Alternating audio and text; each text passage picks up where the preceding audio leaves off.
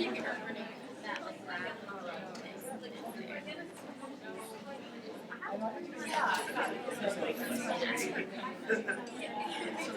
exactly.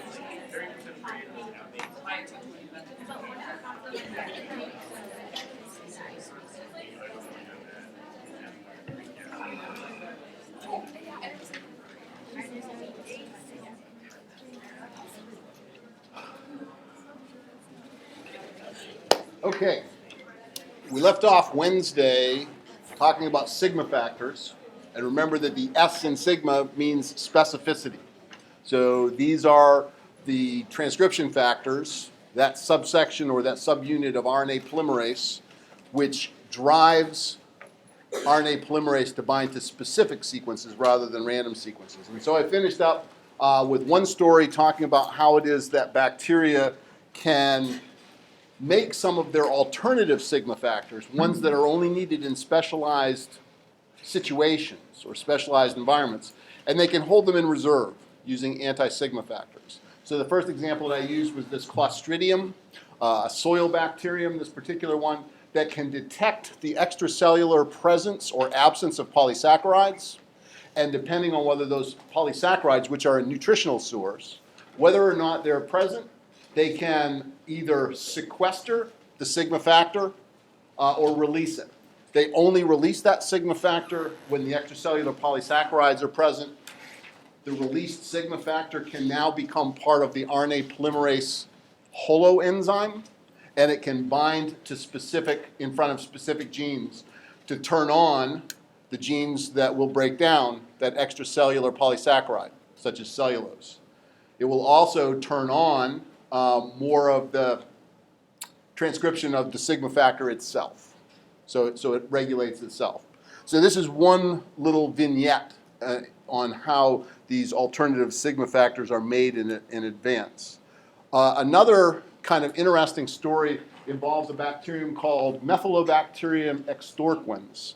Methylobacterium extorquens is, as you can tell by the name, a bacterium that likes methyl groups. This is not the point of the story, but this is one of those rare bacteria that can use a carbon source that doesn't have carbon-carbon bonds.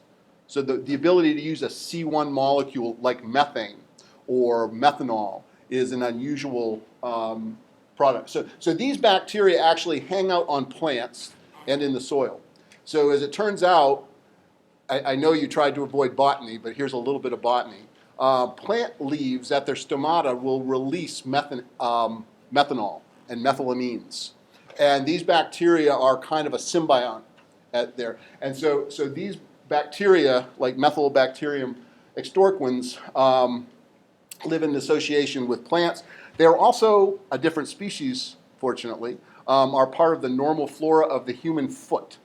And in association, again, a completely different species in association with strawberries, these are the bacteria that are responsible for the distinctive taste of strawberries. When you taste a strawberry, you're actually tasting the secondary metabolites of this bacterium, not this specific one.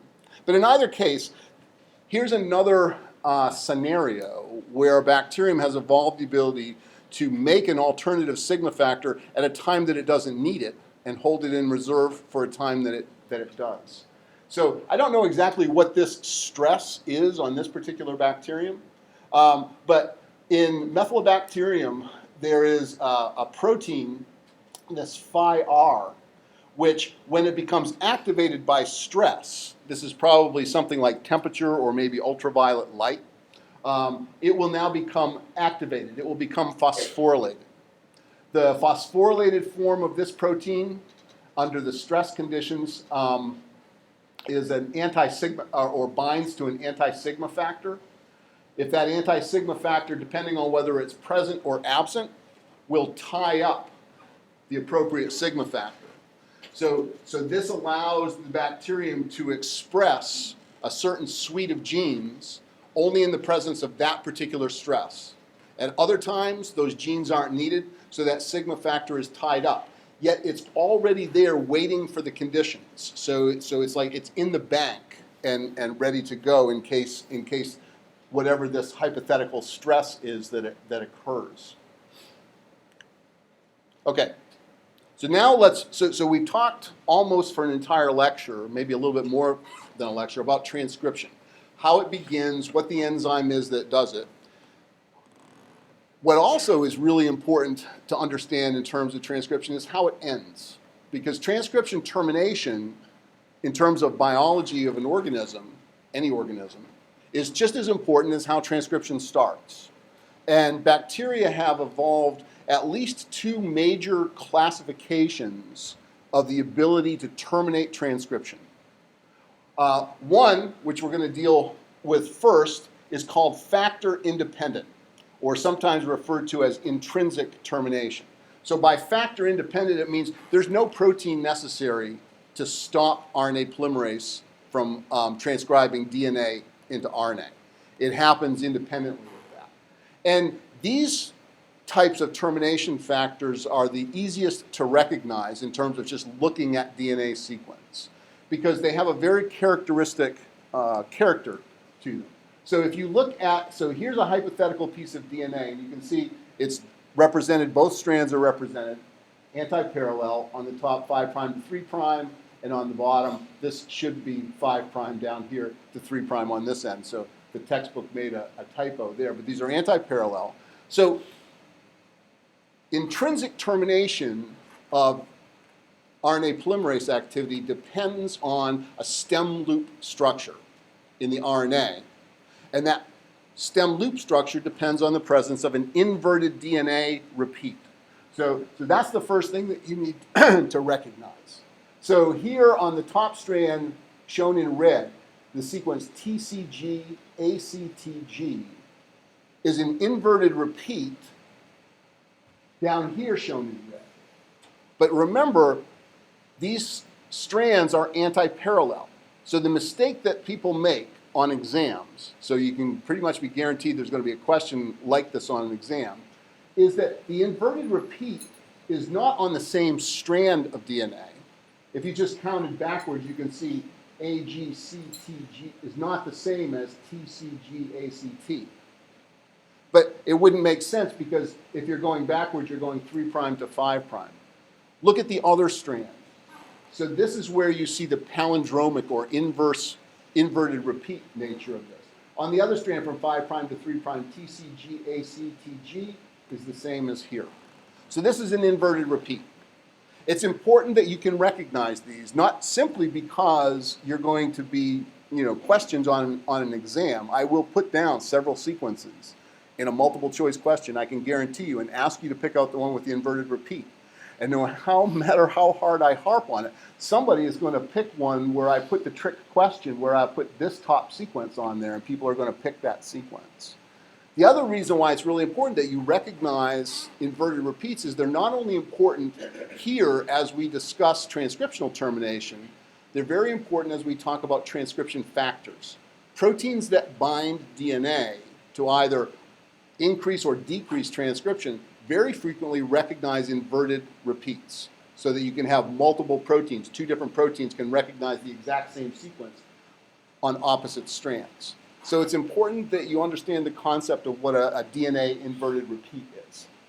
But now, coming back to just talk about intrinsic or factor-independent transcription termination, there's another crucial character to the DNA that encodes this factor-independent terminator besides the inverted repeat. It needs to be followed up immediately downstream from this second half of the inverted repeat by a polythymine tail. 6 to 8 typical, I think, thymines in a row. Now, this is what it looks like at the DNA level. RNA polymerase is going to, in the process of making an mRNA transcript, going to make a copy of this lower strand from 5' to 3'. So you can see, and remember, U's are substituted for T's.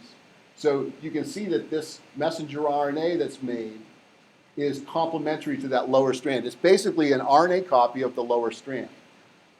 Another important point to remember is that when messenger RNA is made as a template of, or from a template of DNA, messenger RNA is single-stranded as opposed to double-stranded in DNA. So now, this is where these inverted repeats become really important from a structural point of view. At the DNA level, these inverted repeats have no structural role in the DNA whatsoever, at least not so far as I know. But at the RNA level, at the single-stranded level, the transcription of an inverted repeat creates internal complementarity in that single-stranded RNA so that you can have internal base pairing between the base pairs of those inverted repeats, forming a stem. So that's what's shown here. So U pairing with A, C pairing with G, and then there's a 5 nucleotide loop where base pairing doesn't occur. So you form this stem loop followed by a polyuracil tail, not a polythymine tail at this point because this is RNA. And the important point is that it's single-stranded. So what is it about that structure in the mRNA that's so important to termination? As it turns out, this structure, when it forms, is highly destabilizing for RNA polymerase. RNA polymerase does not get along with this structure very well at all. It tends to just give up, let go of the DNA template and stop RNA transcription. This cartoon begins to show that a little bit. So here is the double-stranded DNA template. The orange or reddish football-shaped or oval-shaped thing here is RNA polymerase. And you can see that it's transcribing RNA. So this lower portion here that's coming out is the nascent messenger RNA. And you can see that RNA polymerase has now transcribed through an inverted repeat and a poly-T region. So it's made messenger RNA that has internal complementarity and a poly-U tail. Now, because RNA-RNA interactions are more stable thermodynamically than RNA-DNA heteroduplex, because those two molecules are different than one another. They don't bond as tightly or as stably as RNA to RNA. This stem is always going to form because of the internal complementarity. And what that does is it robs this DNA template of some of the base pairing from that messenger RNA. So imagine if this didn't form a stem loop, imagine that the next 4 or 5, or the previous, I should say, 4 or 5 nucleotides in that stem loop were not tied up in a stem loop. They could and would still be associated with the template that they just transcribed. The only thing that holds RNA polymerase onto the DNA template are the hydrogen bonds between the mRNA being synthesized and the DNA template. There is nothing else. So as you begin to reduce the number of hydrogen bonds between the messenger RNA being synthesized and the DNA template, that destabilizes the whole association between RNA polymerase and the template. So by forming this stem, you take part of that stability away. You rob that RNA of the ability to bind to DNA very well. And here's where the importance of the poly-U tail comes in. Remember that, from basic biology, G's and C's, when they base pair with one another, have 3 hydrogen bonds. A's and T's, and also U's and A's, in the case of RNA, also have only 2 hydrogen bonds.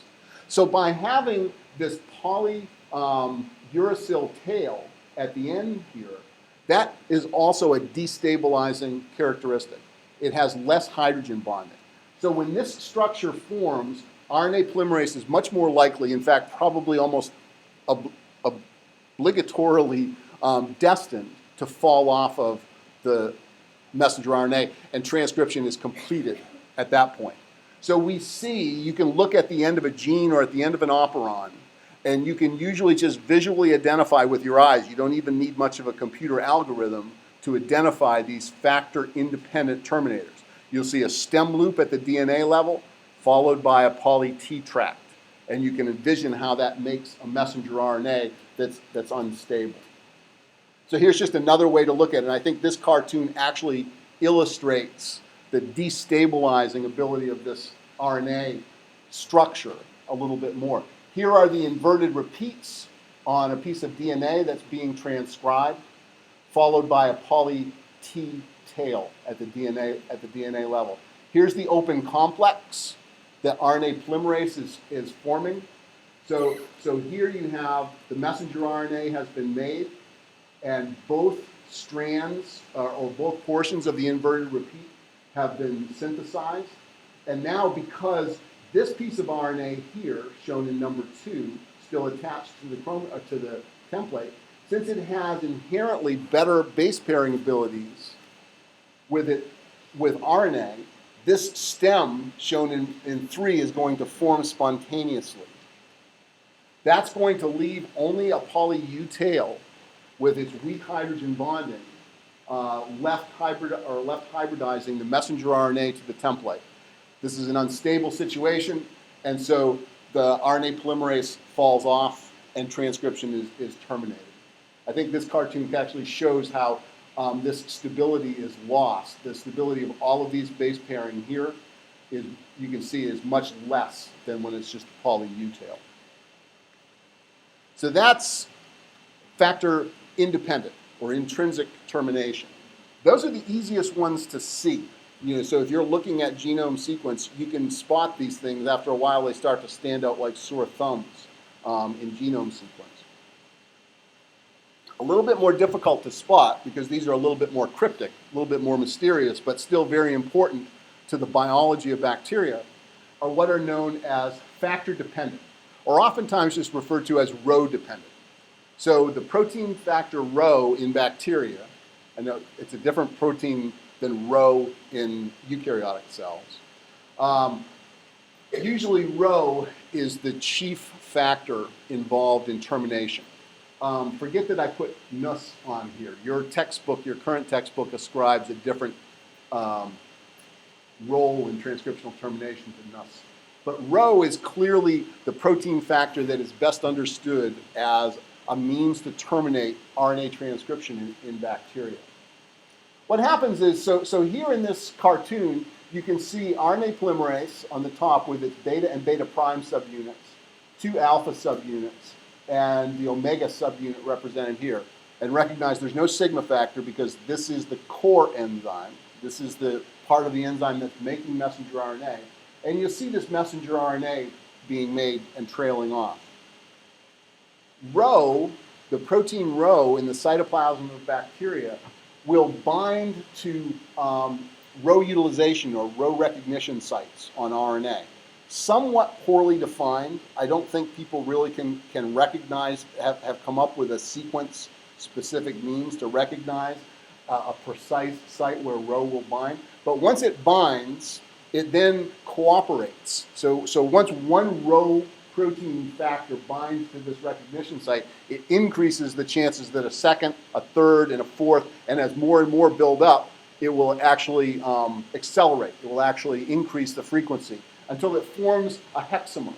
So this Rho hexamer now has the ability to quite literally chase RNA polymerase by pulling itself along the messenger RNA.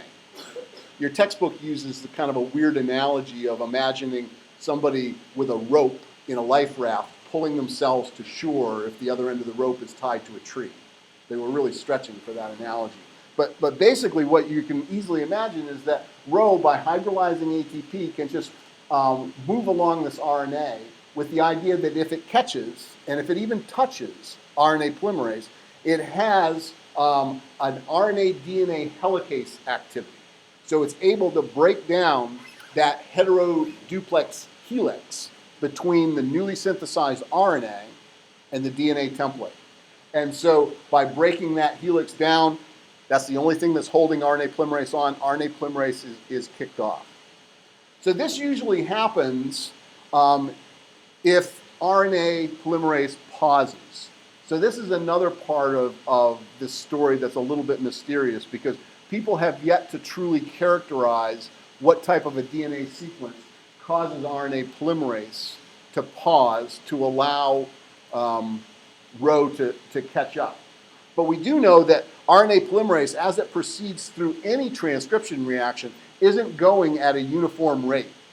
There are always sequences within virtually any gene that's being transcribed that, for reasons that are as yet not understood, will cause RNA polymerase to slow slightly, possibly even stop briefly, and then go on. But there are certainly sequences at the end of the gene. So after a gene has been, after the bacterial RNA polymerase has transcribed the sequence for the stop codon, so the end of the gene, there's obviously no need, for the most part, to continue to transcribe that DNA. So there are sequences located oftentimes at the end of a gene or at the end of an operon, which cause RNA polymerase to pause simply to allow Rho to catch up and stop transcription, to save resources. And so that's what happens under normal circumstances. Now, we've all learned, and I've actually reinforced it in your minds, that one of the trivial factual differences between bacteria and archaea, bacteria and eukaryotes, or prokaryotes and eukaryotes, is the lack of a nuclear membrane. So that's an answer for some exam questions. But the better question to ask always is, what is the biological ramification of the fact that bacteria don't have a nucleus? The fact that bacteria are free of a nucleus really allows them to do some biological things that we as eukaryotes can't do. One of them is Rho-dependent termination. This doesn't happen in eukaryotic organisms because translation and transcription are separated across that membrane. So transcription and translation are actually coupled in bacteria. So as this piece of messenger RNA is being transcribed, it's already being translated. Ribosomes are there, and they're bound to this piece of RNA, and they're chasing the RNA polymerase as well, not with the idea of catching it to terminate it, but they're just translating this messenger RNA into protein. But the reason why Rho doesn't just knock RNA polymerase off anytime it slows down is because it has a roadblock in front of it, the ribosomes. The ribosomes that are concurrently translating the messenger RNA as it's emerging from the RNA polymerase quite literally block Rho from getting to it. Imagine it's somebody in the passing lane on the highway that will not get out of your way. You want to go 70 miles an hour and somebody wants to go 50. You can't get past them. This is the frustration that Rho has, because although this cartoon is not showing it, there are typically ribosomes in front of it until the end of the gene. At the end of the gene, there's a stop codon, a nonsense codon, that causes the ribosome to disassociate. Now, so that car that was in front of you finally got off on an exit ramp. Now you can go as fast as you want to. So now Rho is no longer impeded. It has a straight shot at RNA polymerase. So the next time RNA polymerase slows down a little bit, Rho catches it and knocks it off. And the gene has been completely transcribed. I think this cartoon, I modified this cartoon a little bit to put in my version of a ribosome. So you can see here that here is a stop codon at the DNA level. It's been transcribed into messenger RNA. So the ribosome is, even as RNA polymerase is making this messenger RNA, the ribosome is locked and loaded and making protein. What I didn't put on here was the nascent protein coming out from this ribosome.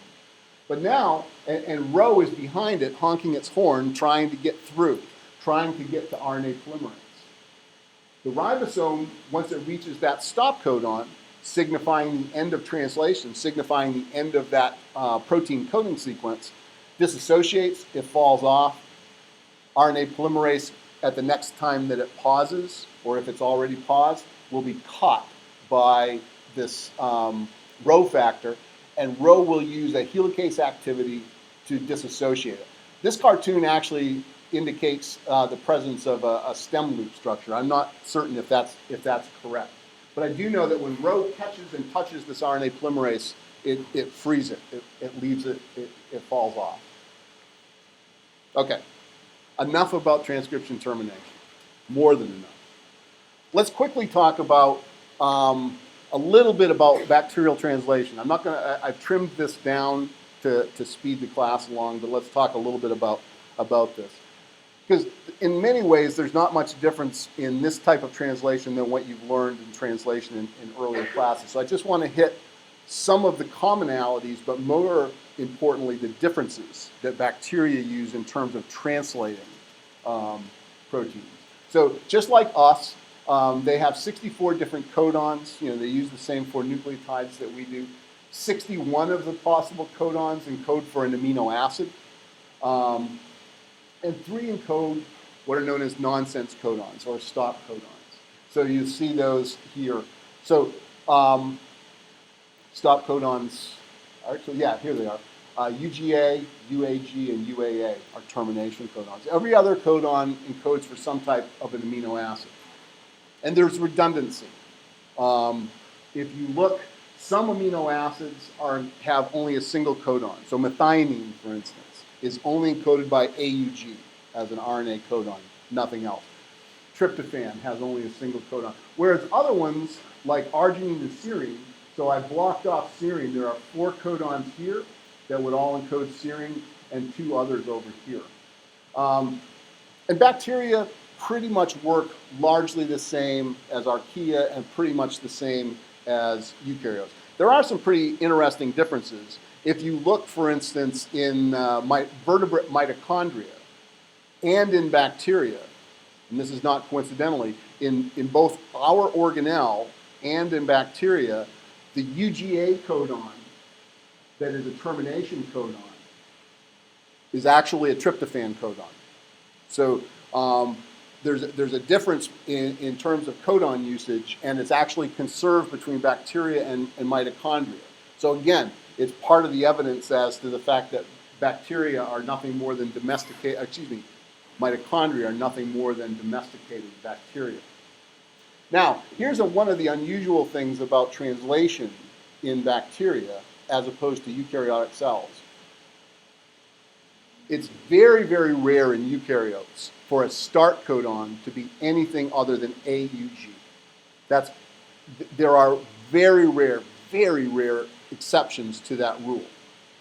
And bacteria, more often than not, use AUG as the codon, probably more than 80 or 90% of the time. But a significant amount of the time, bacteria can use at least 2 other alternative codons. They can either use GUG or UUG. These codons are virtually never used in eukaryotic cells for initiation codons.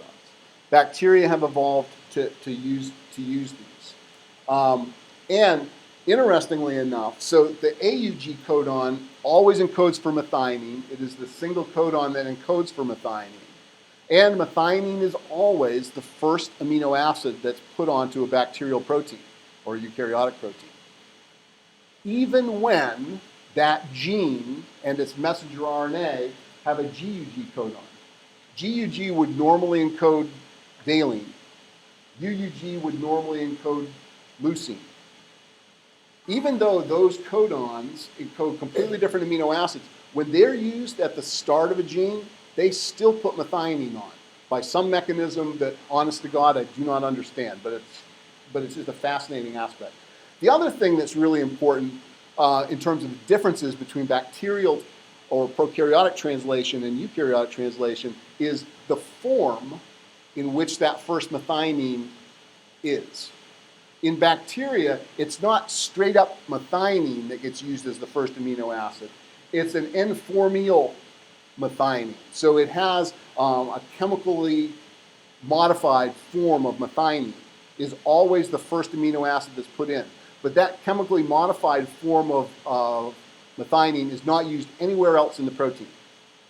And in fact, and this is, again, don't ask me why they do this, because I do not know.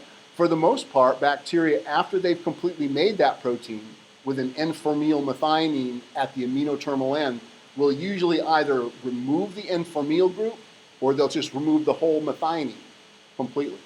So most proteins and mature proteins don't even have that form. But there's something unusual about the ribosome and the translation in bacteria that requires this N-formyl methionine to be put in the first position.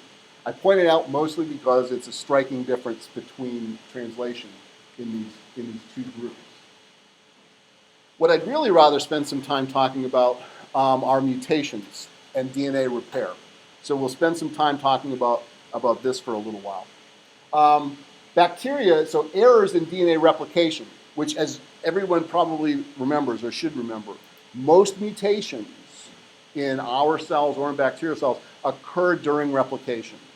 The process of copying DNA into DNA, even though it's remarkably fidelitous, still makes mistakes. And most of the mutations that end up in any cell occurred when that cell divided into two, and one daughter cell got some kind of a mutation. So if you look at the rates of mutation in bacteria, they range depending on the species. Some species have very high mutation rates, 10 to the minus 7, to some that are very fidelitous, 10 to the minus 11. This is a per base pair for a single round of replication. So you would have to replicate 10 million times for this particular bacterium with the 10 to the minus 7 rate before you would on average find one change at that nucleotide. So that's pretty fidelitous, and that's actually one of the higher mutation rates that bacteria have. If you think about what this means for the entire genome in terms of mutations, this is the beauty, I think, of bacterial genetics, because generation times are low, cell numbers can get very, very high. So in terms of doing genetics, this is one of the appeals of using bacteria as a system. The typical prokaryotic gene is about 1,000 base pairs in length on average. So the spontaneous mutation rate, so if you don't even add any mutagens, any chemicals that increase the rate of mutation, even without those, mutation rate of 10 to the 4th to 10 to the 8th per gene per generation is based on that length.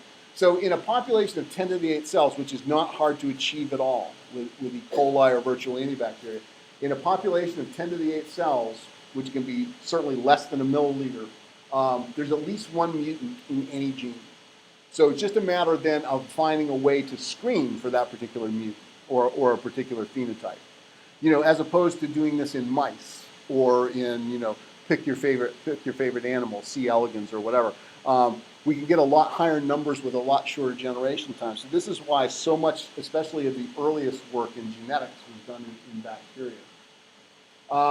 Mutations can occur due to chemical and physical mutagens. Ultraviolet light, different chemicals can depurinate or affect nucleotides and so affect changes. And then what we're going to spend more time talking about is the fact that some of the DNA repair mechanisms that we and bacteria have evolved to repair DNA actually lead to mutations. And sometimes that's actually a good thing. So one of the things that we'll talk about is the fact that mutations are not necessarily a bad thing, which there seems to be, I think most people have a negative connotation to mutations. And I don't want to spend too much time on this because I think most of you have dealt with things like definitions of mutations before. But just to quickly go through the fact that at the DNA level you can have either transition or transversion mutations. Transversions are more severe mutations because you change from a purine nucleotide to a pyrimidine nucleotide. So adenine or thymidine changing to a cytidine or guanine. Very different nucleotide. So that would be a transversion. Probably a more severe mutation. But because of that redundancy in the genetic code that I mentioned when we were talking about the different codons, remember the fact that serine is encoded by 6 different codons, very frequently you can have a mutation that's completely silent. The triplet actually encodes for the same amino acid. So if you change the codon AGG by mutation to CGG, really probably no effect. We could talk about tRNA availability and things like that, but for the most part, they would both encode for arginine, and so probably not have any effect on that protein. Silent mutation. Or I prefer the term synonymous mutation, as opposed to non-synonymous mutations. These are changes at the DNA level which will result in a change at the amino acid level. So you can change from this AAA to AGA, so you go from a lysine to an arginine. But that would probably be a relatively mild mutation in terms of its effect, because biochemically, lysine and arginine are equivalent amino acids. So you wouldn't expect a major change in the structure of that protein. So that would kind of be what's often referred to as a neutral mutation. More serious would be a missense mutation or a nonsense mutation. So in a missense mutation, it's a different amino acid, but it's also an amino acid of, it's hydrophobic as opposed to hydrophilic, or maybe the mutation turns it into putting in an aromatic amino acid. So it would have more of an effect on the protein structure. Probably the most devastating of these simple mutations is the nonsense mutation, where a codon is changed from a coding sequence. So glutamine coded by CAG can be mutated with a single change of C to T to generate a stop codon. So if that's at the beginning of a protein or in the middle of a protein, that protein is no longer being made. So that's a very disruptive mutation. We're going to talk more about some of my favorite mutations, which are addition or deletion mutations. These typically don't occur as frequently under normal conditions as some of these neutral mutations and missense mutations. But the addition and subtraction of nucleotides from a sequence can be very devastating, and they can be very liberating for bacteria at the same time. So what I want to spend the rest of our time talking about mutations is how bacteria have taken advantage of mutations in order to adapt to their environment, and how we've taken advantage of bacterial mutations in order to, for instance, test for carcinogenic chemicals. So this mutation, this insertion or deletion mutation, in a sequence like this, so this is a random template of DNA that can be replicated in messenger RNA. And what's shown on the left and what's shown on the right are the wild type sequence without a mutation. And on the right, there is an insertion of a single nucleotide in one strand, the C. If you transcribe this sequence on the left into messenger RNA and then translate that into DNA, you come up with a protein that has as its primary structure methionine, proline, tyrosine, tryptophan. But this is why insertions and deletions of nucleotides are so devastating to protein structure. With this simple addition of a C in here, basically the reading frame has been changed. So the messenger RNA that's transcribed now is read as methionine, proline, valine, leucine. So you see that the last two amino acids have changed, and every other amino acid subsequent to that would be changed. So that protein would be garbage. In fact, it would probably more than likely hit a stop codon just by random chance in this different reading frame. So the garbage protein probably wouldn't be made very long. But that simple insertion of a single nucleotide changes the reading frame, and so it's devastating for that protein. Now, as the textbook is showing this particular mutation, the insertion of that C would be wildly rare. For the most part, most mutations change a nucleotide to another nucleotide. That's the most common form of mutations. The insertion of a mutation is very rare in a random sequence like this. This sequence has no repetitive structure to it, right? You can't recognize any repeats in this. This is very different than the system that we're going to talk about next, where bacteria take advantage of the fact that during replication, DNA sequences that have repetitive character, so something that is CT, CT, CT, CT, a sequence like that is much more likely to acquire the insertion or deletion of one repeat unit than a random sequence of ACTG, ACGTA, something without any repetitive character to it. For the most part, that sequence will virtually never, maybe a little more frequently than virtually never, but for the most part is not going to insert or delete DNA. But the repetitive DNA will. Bacteria have taken advantage of this to do something known as phase variation, because they can take repetitive sequences and change the length, thereby changing the reading frame of the resulting protein to make that protein either be produced or not produced. So they can be what's referred to as phase on or phase off. In phase on status, the gene is in frame and the protein can be produced just fine. But if a mutation has occurred that deleted one repeat unit or added one repeat unit, it's changed the reading frame of the rest of that gene so that the protein can't be produced, and so now that would be phase off. This becomes really important in how bacteria adapt to changes. So it's important for genes whose products are beneficial under one environmental condition and not under another. The easiest way to recognize or to think about this is to think about a bacterium that's a pathogen for a host. So if you're infected by a bacterium like Salmonella, one of the ways that you're going to clear that infection is to produce antibodies which are going to bind to certain proteins to kill the bacterium. Now, if that bacterium within that population has the ability to generate a population that doesn't produce that protein, then that population is not going to be killed by that antibody. So the population is not extirpated, it's not driven to local extinction by the immune system, because some bacteria in there has lost the ability randomly to produce that protein. So it escapes our immune response. And then eventually, it can regenerate that protein by the reverse. So this process of mutations occurring at these repetitive sequences is done by a process known as slip-strand mispairing, which is an event that occurs during DNA replication of repetitive sequences. We're going to talk specifically about a different type of phase variation, probably not in this lecture, but the next lecture called antigenic variation. I'm going to push that off for a minute. We'll talk about antigenic variation after I finish talking about phase variation. So here's an example of how, not a great example, but it's one that's in the books and easy to find, of slip-strand mispairing. This particular example wouldn't really lead to phase variation, and I'll show you why. But it does represent the fact that here is DNA sequence that's being replicated, and you can see the repetitive nature. There's a 3 nucleotide repeat here on the strand that's being transcribed, GTC, GTC. There are 6 of them.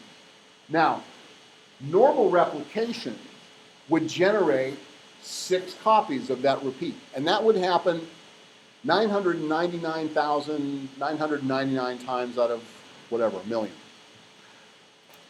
But at some higher frequency than for normal random sequence, what's going to happen is that slip-strand mispairing is going to occur.